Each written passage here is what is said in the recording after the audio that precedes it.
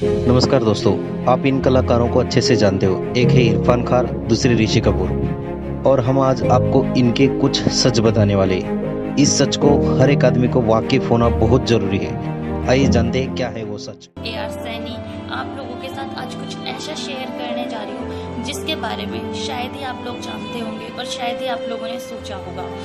मैं बात कर रही हूँ यहाँ पे इरफान खान और ऋषि कपूर के बारे में। नाम तो आपने सुना ही होगा, बहुत फेमस है और आजकल कुछ ज़्यादा ही फेमस हो रहा है। सो हम बात करते हैं अब कि इरफान खान और ऋषि कपूर कौन है। ये हमारी बॉलीवुड इंडस्ट्री के जाने माने एक्टर्स, डायरेक्टर्स हैं। काफ़ी बुलंदियों तक इनका नाम है। क्या आपने कभी सोचा है इतना सब कुछ होने के बाद भी, इतना पैसा होने के बाद भी ये लोग कैंसर जैसी बीमारी से मर रहे हैं? वो कैंसर जिसको संत रामपाल जी महाराज के शिष्य पूरे दावे के साथ कहते हैं कि उनके आशीर्वाद से ही वो ठीक हो जाता है, बट इन लोगों की मौत हो रही है। क्या आपने कभी सोचा है कि ऐसा क्यों है? इनके पास ऐसा तो है नहीं कि पैसे की कमी है, ये अपना ट्रीटमेंट नहीं करा पा रहे। ट्रीटमेंट तो इन्होंने कराया है। भाई ऋषि कपूर अमेरिका गए थे 2018 में अपने कैंसर का इलाज कराने। 11 महीने 11 दिन वो वहां रहे, अमेरिका गए, उसके बाद भी उनका ट्रीटमेंट नहीं हो पाया। क्यों? कहाँ कमी थी? क्या अमेरिका में उन्हें डॉक्टर्स नहीं मिले, या वहाँ का जो ट्रीटमेंट था वो काम नहीं आया? वैसा तो नहीं है ना। अब हमने एक चीज सुनी कि जिसको कैंसर होता है वो एंड में मर ही जाता है, पर क्या कभी आपने ऐसा सुना है कि जिसको कैंसर है कि वो जिंदा भी रहा है और एक आज के टाइम पे वो एक खुशहाल जिंदगी जी रहा है बिना किसी डर के? हाँ, ऐसा है। संत रामपाल जी महाराज से नाम दीक्षा लेने के बाद संत रामपाल जी महाराज के चमत्कार नहीं करते। ऐसा नहीं है कि उन्होंने चमत्कार किया और ये कैंसर ठीक हो गया। नहीं, वो सिर्फ एक सत्य भक्ति देते हैं, एक मंत्र जाप देते हैं, उसको करो और अपना जितने भी तुम्हारे शारीरिक, मानसिक, आर्थिक जितने भी कष्ट हैं उन सबको दूर भगाओ। वो इतना बोलते हैं बस। और ये सत्य भक्ति क्या है? अब इसको करने के लिए आप लोगों को बीड़ी, मांस, सिगरेट, तंबाकू, हर तरह का नशा छोड़ना पड़ेगा। अब इन एक्टर्स के बस की तो ये बात है नहीं, क्योंकि जब तक ये हाई प्रोफाइल वाले लोग ये सब नहीं करेंगे, किसी भी तरह का नशा नहीं करेंगे, तो इनकी हाई प्रोफाइल तो किसी काम की नहीं है। बट ये नहीं जानते कि आज जो ये नशा लेके मजे ले रहे हैं, नशा करके मजे कर रहे हैं, आने वाले फ्यूचर में वो इनकी जान ले रहा है। और यही रीजन है इरफान खान और ऋषि कपूर की डेथ का।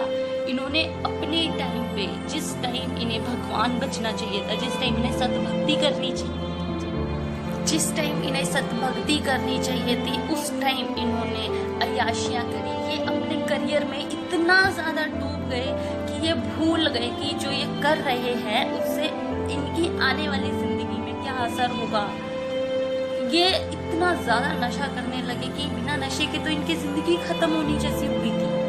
और यही कारण है कि आज ये तड़प के मरे हैं। मुझे तो किस चीज का नहीं है कि ये मर गए, ये तो फैक्ट है कि जो इस दुनिया में आया है उसे जाना ही है, फिर वो राजा हो या महाराजा हो। कबीर साहब जी बोलते हैं कि एक तो होता है कि यम के दूत उसे खींच कर लेके जाते हैं, चूड़ियों से बांध के लेके जाते हैं, और एक होता है कि सिंहासन पर बैठ के जाता है, उसके लिए स्पेशली रथ आता है, बड़े सुख शांति से जाता है। दोनों में फर्क है। मर दोनों गए, दोनों मरे हैं, पर दोनों की मौतों में फर्क है। और वो फर्क क्या है? एक होता है कि अपनी जीवन की आखिरी सांसें वो तड़प के लेता है, और एक होता है कि अपनी जीवन की आखिरी सांसें वो सुख के साथ लेता है, भगवान को याद करते हुए लेता है। और वो जो भगवान को याद करते हुए लेता है वो होता है सच्चे संत का सच्चा भगत, जिसने सत्य भक्ति करी होती है। और ऐसी मौत हर किसी को नहीं मिलती। वो सुख भरी मौत वो खुशी खुशी अपने गले लगाता है, और वो होते हैं संत रामपाल जी महाराज जी के शिष्य, क्योंकि वो सत्य भक्ति करते हैं। और यही कमी है और जगत में और संत रामपाल जी महाराज के भक्तों में। हम सबको बोलते हैं सत्य भक्ति करो, सत्य भक्ति करो, भगवान को पहचानो, भगवान धरती पर आए हुए हैं, पर कोई सुनता नहीं है। मेरी लास्ट में रिक्वेस्ट है सबसे, सारे अभिनेताओं से, सारे राजनेताओं से आप देख रहे हो सिलसिला शुरू हो चुका है, इसे कोई रोक नहीं सकता, कोई नहीं रोक सकता इसे। अगर आप ये सोचो कि पैसे के दम पर आप इन सब चीज़ों को रोक लोगे, बहुत बड़ी गलतफहमी में हो। समय है, संभल जाओ। संत बहुत दयालु होते हैं, बहुत दयालु, सारी गलतियों को माफ कर देंगे। आ जाओ उनकी शरण में, मांग लो माफी उनसे, कर लो एक बार रिक्वेस्ट उनसे, ले लेंगे वो आपको अपनी शरण में। आइए, अपना मोक्ष कराइए, नाम दीक्षा लीजिए, सत्य भक्ति करिए, वरना आपका अंत इन्हीं की तरह होने वाला है। कोई नहीं रोक सकता, क्योंकि आपने अपने टाइम पे जो किया है वो आप जानते हैं, किसी से छुपा नहीं है। दुख ये नहीं है कि ये लोग मर गए, इनफैक्ट दुख ये है कि इनकी मौत बहुत कष्ट भरी थी, इन्हें बहुत कष्ट मिले अपनी मौत के टाइम पे। और यही रीज़न है कि बार आप जी को बोल रहे हैं कि सत्य भक्ति करिए, सत्य भक्ति करिए। क्योंकि ये जो टाइम है ना, वो ये हमें जो मनुष्य जन्म मिला है, ह्यूमन बॉडी हमें मिली है, ये हर किसी को नसीब नहीं होती। ये जिसको मिली है ना, उसके पिछले कर्मों के बहुत पुण्य कर्म होते हैं, तब जाके मनुष्य जन्म मिलता है। 1,84 भोगने के बाद ये मनुष्य जन्म मिलता है, और ये बहुत अनमोल है। और हम इसे यूं ही व्यर्थ कर देते हैं, यूं ही वेस्ट कर देते हैं, हमें इसका मोल ही नहीं पता क्या है। और जब इसका मोल बताया जाता है तो हम उसे पागल समझते हैं कि ये आज की जनरेशन का नहीं है, क्या पुरानी घिसी पिटी बातें कर रहा है, भगवान, सत्य भक्ति, ये सब बोलते हैं। आज की जो न्यू जनरेशन है वो तो इन सब चीज़ों में बिलीव नहीं करती, बट उन्हें नहीं पता कि वो जिस चीज़ के बारे में बोल रहे हैं वो चीज़ कितनी ज़्यादा इम्पोर्टेंट है उनके लिए। न्यू जनरेशन के पास आज जितना सब कुछ है, ये सब कुछ दिया भी तो पुरानी जनरेशन नहीं है ना। क्यों नहीं समझते? क्यों ये युवा पीढ़ी अपने आप को बहुत ज़्यादा टैलेंटेड समझती है? कहाँ ये टैलेंट कहाँ था? ये दिमाग भी यही था, मशीन्स भी यही थी, ये इंसान भी यही था, फिर क्यों नहीं ये सब कुछ पहले था? कभी सोचा है आपने? इसके पीछे भी एक रीज़न था, और वो रीज़न आपको संत रामपाल जी महाराज जी का सत्संग सुनने के बाद ही पता चलेगा। संत रामपाल जी महाराज जी का सत्संग सुनिए, उनको समझिए, उनके दिए हुए ज्ञान को समझिए, उन्हें परखिए, उसके बाद आप उनसे नाम दीक्षा लीजिए।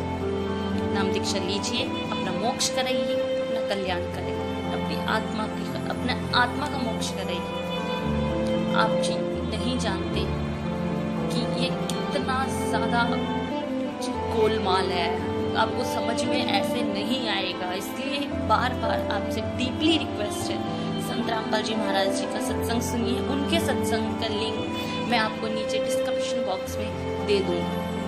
उनसे नाम दीक्षा लीजिए, उन्हें समझिए, क्योंकि ये मनुष्य जीवन बार नहीं मिलता। कबीर साहिब जी की वाणी है, कहाँ जन्मे कहाँ पाले पोसे, खूब लड़ाए लाड, ना बेरा इस देह का, कहाँ खेलेंगे हार। हम जन्म कहीं लेते हैं, पूरी जिंदगी हम कहीं रहते हैं, और मरते कहीं हैं। मरते टाइम हमें नहीं पता होता कि हम मरने के बाद कहाँ जाएंगे। हमारे क्या हो सके तो जानने की कोशिश करें। क्या पता मरने के बाद हमारा जन्म, आज हम महलों में रह रहे हैं, किसी चीज़ की कोई कमी नहीं है, जो हम चाहते हैं वो हमें मिल जाता है। बस मन में इच्छा आती है, वो चीज़ हमारे सामने प्रकट हो जाती है, क्योंकि हमारे पास इतना पैसा है। पर क्या पता मरने के बाद हमारा जन्म कुत्ते का हो जाए, गधे का हो जाए, कि हमें एक गिलास पानी भी नसीब ना हो।